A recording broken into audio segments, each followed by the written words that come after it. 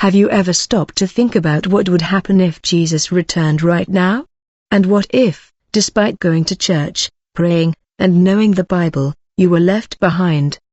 Today, you will hear the story of a woman who died for 13 minutes and discovered something that shook even her own faith. My name is Rosa Maria dos Santos, and I am 78 years old. I was born and raised in Belo Horizonte. I have been a widow for 12 years. Ever since my dear husband departed this earth, we have 3 children, 7 grandchildren, and 2 great-grandchildren, who are the joy of my old age. For over 40 years I worked as an elementary school teacher at the Padre Eustachio State School, teaching children to read and write, but my greatest satisfaction was always teaching them about God's love. I have been a member of the Central Baptist Church of Belo Horizonte for 56 years. Ever since I converted at the age of 22, I have always been a woman of faith, but I confess that in recent years I had become a bit complacent in my religious routine, attending Sunday services and the women's prayer meetings on Wednesday mornings,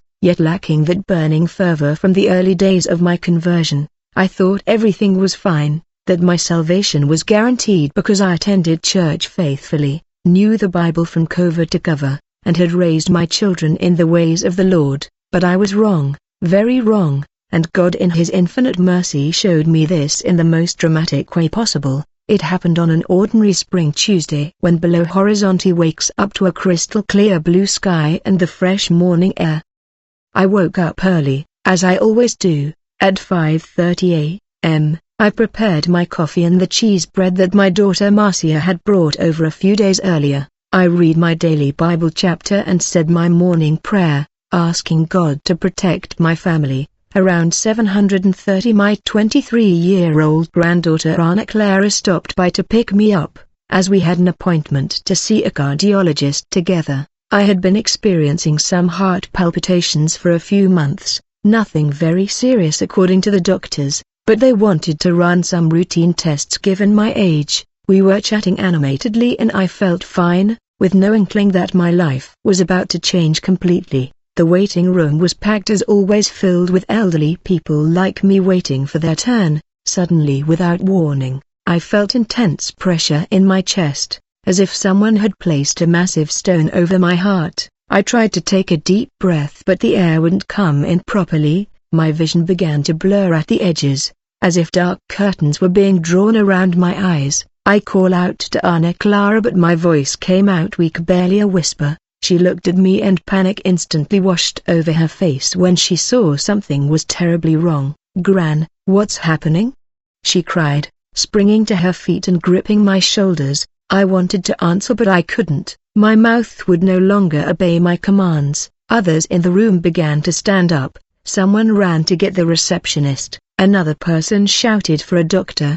The pressure in my chest intensified, a sharp, cutting pain like knives tearing me apart from the inside. My left arm went numb and heavy as lead. I recognized the signs of a massive heart attack. The last things I remember were Ana Clara screaming my name, the sound of people rushing about, and the doctor who worked there suddenly appearing beside me, trying to help me lie down on the waiting room floor. And then came that unbearable pain, feeling as though a giant press were crushing my heart. My eyes closed and everything went black, a dense, absolute blackness unlike anything I had ever experienced. For a few seconds there was nothing, just that dark, silent void. Then suddenly I was literally floating above my own body. I could see myself lying on the cold floor of that waiting room, surrounded by people, the doctor performing chest compressions, and Ana Clara kneeling beside me, weeping desperately while holding my hand. I tried to shout to her that I was okay, that I was right there above, watching everything, but she couldn't hear me. No one could. I was pure consciousness, pure spirit. I looked at my hands and saw they were translucent, glowing with a soft light that emanated from within. I felt no pain, none at all, only a profound peace and a sense of lightness, as if I had been freed from an immense burden I hadn't even realized I was carrying. Then something extraordinary began to happen. A light appeared above me. It wasn't an ordinary light, like that of the sun or a lamp, but a living, pulsating light filled with love in a way that defies human description. I felt as though the light were calling to me, drawing me in just as a magnet attracts iron. I began to rise toward it, passing through the clinic's ceiling and moving through walls as if they were made of air, ascending higher and higher until the city of Belo Horizonte looked tiny far below, like a map. I felt no fear, only that peace which transcends all understanding, that certainty that I was going where I had always been meant to go. The light grew increasingly brilliant, yet it didn't hurt my eyes. It was a welcoming, warm, and enveloping radiance. Then, I passed through a sort of portal or veil, I can't quite describe it, and suddenly I was somewhere else, in another dimension, in a realm not of this world. What I saw on the other side of that passageway left me speechless. Even now when I try to tell the story, it was heaven, or at least a part of it, more beautiful, more glorious, more perfect than anything that exists on earth. Endless fields of flowers glowing with their own light in colors that do not exist here, enormous, majestic trees with leaves that looked as if they were made of liquid emerald, a river of crystal clear water purer than diamond flowing gently through the midst of it all. The air, if I can even call it air, was filled with music, not music played by instruments, but melodies that seemed to emanate from the atmosphere itself, songs of praise so perfect they made my soul want to dance and weep at the same time. And the presence, my God, the presence filling that place was one of love so intense, so complete, so absolute, that it made all the love I had known on earth seem like a pale shadow by comparison. I knew, without a shadow of a doubt, that I was in the presence of God Himself, the Creator of the universe, the one I had worshipped all my life but had never truly known until that moment. Then He appeared before me, Jesus Christ, the Son of God, my Savior. He was not like the figures in the paintings we see in churches, those European depictions of Jesus with blonde hair and light eyes. He was taller, more majestic, and more real than any human representation could ever capture. His face radiated light, yet I could see his eyes, deep eyes filled with eternal wisdom and a love that made me fall to my knees instantly. He wore white robes that shone like snow under the midday sun, and when he extended his hands toward me, I could see the marks of the nails, glorious scars that told the story of the greatest sacrifice ever made. Those marks completely broke me. They made me understand, in a visceral way, the price He paid for my salvation. I wept as I had never wept before in my life, tears of repentance, of gratitude, of love, and of adoration. Everything was a whirlwind of emotions overflowing from my spirit. Rosa Maria. He spoke my name, and His voice was like gentle thunder, like celestial music, like the sound of rushing waters. My heart nearly burst just hearing my name pass those sacred lips. Arise, beloved daughter. He continued, extending His hand to help me up. His touch was real and solid, yet filled with an energy that coursed through my entire being like an electric current of pure love. I rose with His help, and we stood face to face, I, an elderly retired teacher from Belo Horizonte, and he, the King of Kings and Lord of Lords. I cannot explain how such a thing was possible, or how I did not die right then and there from the sheer glory radiating from Him. I brought you here for a specific reason, Rosa, Jesus said, looking deep into my eyes as if reading every page of my life. You must take what I am about to show you and share it with my people, especially those who, like you, think they are ready but have not yet grasped the urgency of the times in which we live. His words filled me with reverent awe, but also send feedback of anticipation.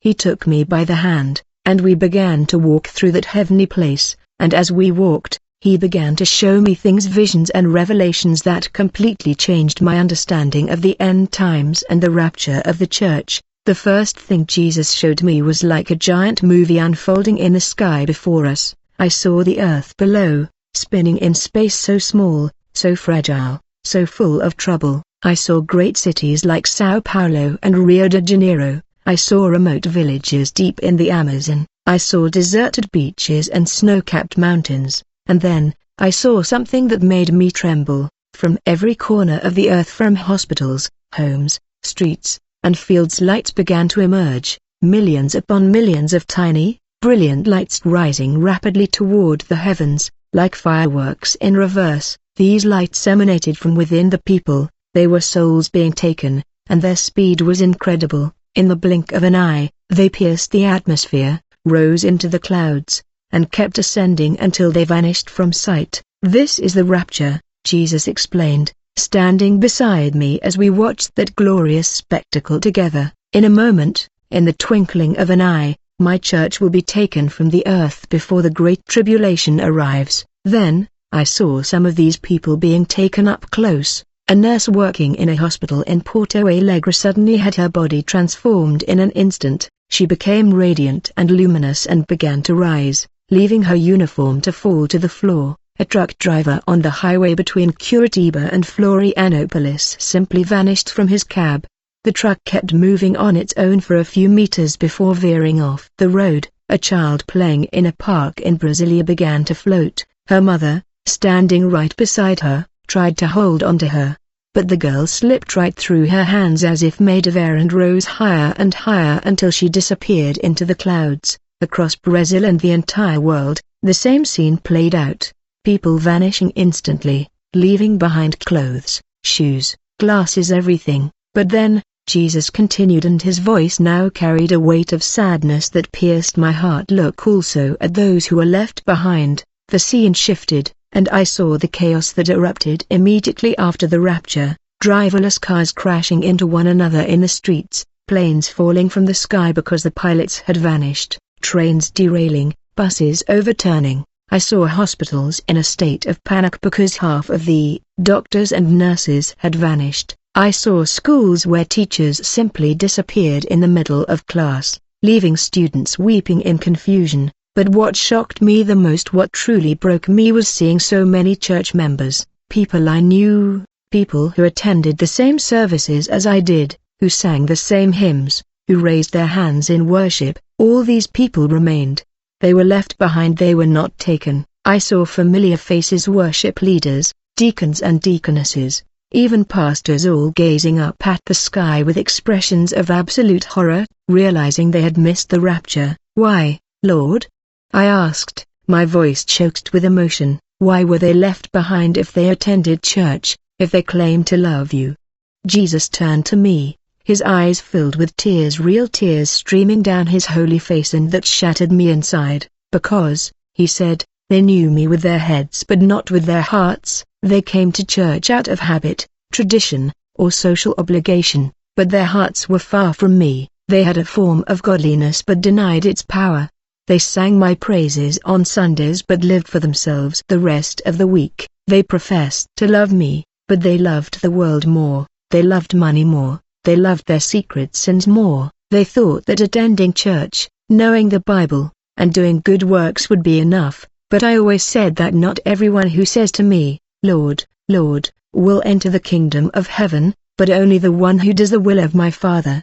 He then showed me specific scenes that helped me understand better. I saw the pastor of a large evangelical church in Sao Paulo, a respected man with thousands of congregants who had been left behind because he secretly coveted the incoming offerings, embezzling money to enrich himself while preaching about generosity. I saw a leader of a women's group at a church in Recife who stayed behind because she harbored a deadly envy of other sisters. She bad-mouthed them behind their backs and caused division while feigning holiness. I saw a young church worker in Manaus who stayed behind because he secretly lived a life of pornography, feeding his lust every day while playing drums for the worship team on Sundays. I saw an elderly woman, much like myself, in Goiânia who stayed behind because she had held on to bitterness and an unforgiving spirit for 20 years against a sister who had offended her, saying they forgave, yet deep in their hearts harboring that root of resentment. I saw a famous evangelist who traveled all over Brazil preaching at massive events.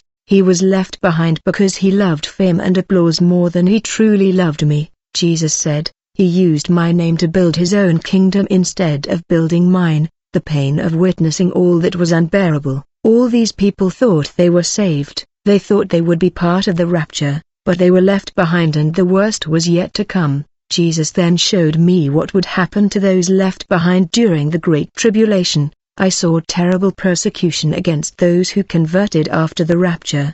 They were hunted down, starved, and persecuted. I saw Christians being beheaded for refusing to deny the name of Jesus. I saw entire families being tortured. I saw churches being burned and believers thrown into horrific prisons. I saw plagues falling upon the earth, terrible diseases, rivers turning to blood, darkness covering entire nations, meteors falling from the sky, earthquakes destroying cities, and widespread famine killing millions. It was a time of absolute horror, such as the world has never seen and never will see again. Lord, please, stop.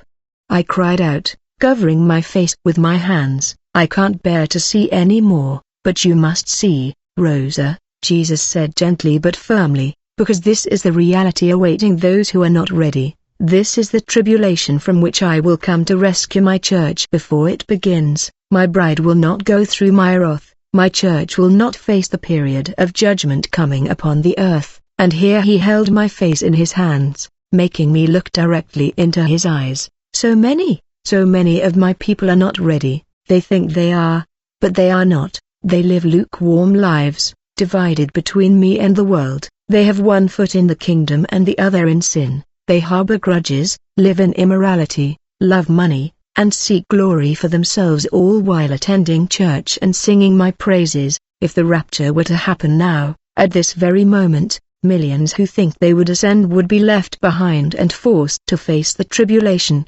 His words were like swords piercing my heart, because I saw myself in them. I, who thought everything was fine with my spiritual life, I, who took pride in my 56 years in the church, in having raised my children in the gospel, and in knowing the Bible by heart, but Jesus was showing me that this was not enough. It never was enough. He wanted my heart completely surrendered. He wanted true holiness, not merely an appearance of godliness. He wanted me to live each day prepared for his return, as if it could happen at any moment. I realized how often I had failed, how often I chose comfort over holiness, how often I let small sins go unnoticed, thinking they didn't matter. I realized there were sisters in the church I wasn't truly speaking to because of silly misunderstandings. I realized that sometimes I gossiped, judged, and criticized other believers. I realized my prayer life had become mechanical and repetitive, lacking the burning passion of those early years.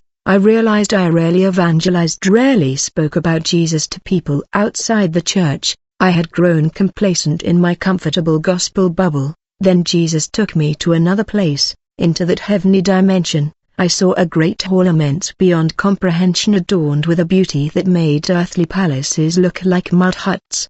There were tables arranged in endless rows, all covered with snow-white cloths, set with golden goblets and plates that shimmered like stars. Fruits unknown on earth gave off fragrances that made the soul want to dance. Soft music played, performed by angels on instruments I had never seen before, melodies that filled the air with pure joy. This is the banquet of the marriage supper of the Lamb, Jesus explained with a radiant smile. Here, my gathered church will celebrate with me forever, while tribulation unfolds on earth, while the world undergoes judgment. My bride will be here, safe in my arms, celebrating our eternal union. Then I saw empty chairs, many empty chairs scattered among the tables. My heart ached at the sight. Those chairs, I asked, pointing, why are they empty? Are they for those who should be here but won't be? Jesus answered, his voice filled with sadness, people who were invited but did not truly accept the invitation, who said yes with their lips but not with their hearts, and who preferred the parties of the world to my heavenly feast.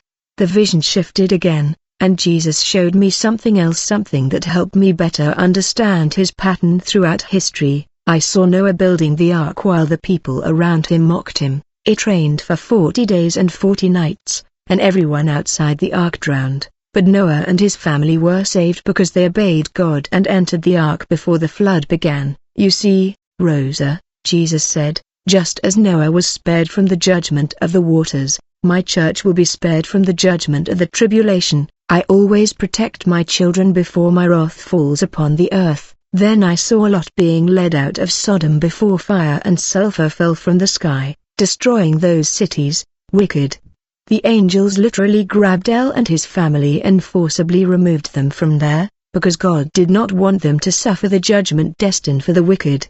The same pink pattern, Jesus explained. I remove my people before judgment. I do not make my children go through my wrath. Then Jesus showed me something that impacted me even more. I saw a vision of the Garden of Gethsemane on that terrible night before the crucifixion. I saw Jesus kneeling, praying with such anguish that his sweat became like drops of blood falling to the ground. Before him was a cup, and from that cup emanated something I can only describe as pure terror, like the concentrated essence of all sin and all of God's wrath against sin, from the beginning of the world to the end of time. Jesus looked at that cup with heartbreaking agony, and I heard his prayer, "Father, if it is possible, take this cup from me, yet not my will, but yours be done." This pink cup, Jesus told me, pointing to the vision, it contained all of God's wrath against all the sin of humanity. Someone had to drink, someone had to take upon themselves the judgment that all humanity deserved,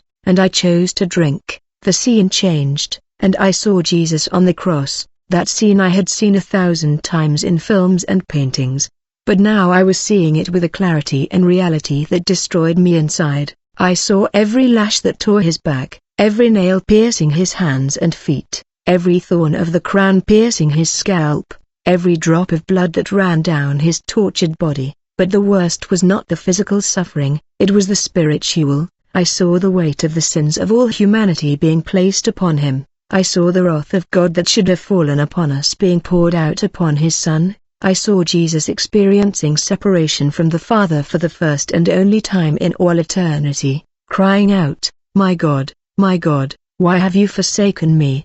And then I saw the final moment when he said, "It is finished," and bowed his head and gave up his spirit. At that moment, the cup was empty, completely empty. He had drunk to the last drop of God's wrath. Because of this, Jesus said, turning to me, with tears streaming down his face, but also with a smile, triumphant, "There is no more wrath for my church. I have drunk the whole cup. There is nothing left for those who believe in me.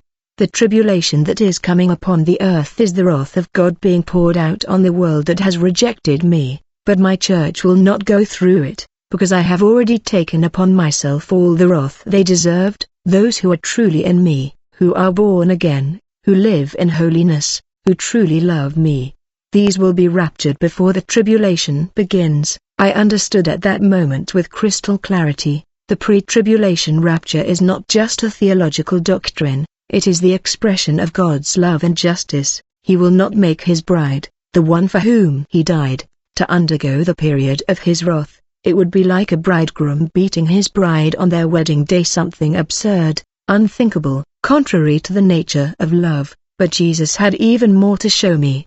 He led me to see a vision of the Apostle John on the island of Patmos, that beloved disciple whom Jesus cherished so deeply. I saw the elderly John, exiled to that rocky island because of his faith. Suddenly, the heavens opened, and a voice like a trumpet said to John, "Come up here." Immediately, John was caught up in the Spirit and transported to the throne of God in heaven. From there, he watched all the events of the tribulation unfold, the seals being opened, the trumpets sounding, and the bowls of wrath being poured out. He saw all the horror that was to come upon the earth. Then, a striking realization, Jesus said to me, "Where is the church during the entire tribulation that John sees in the book of Revelation?"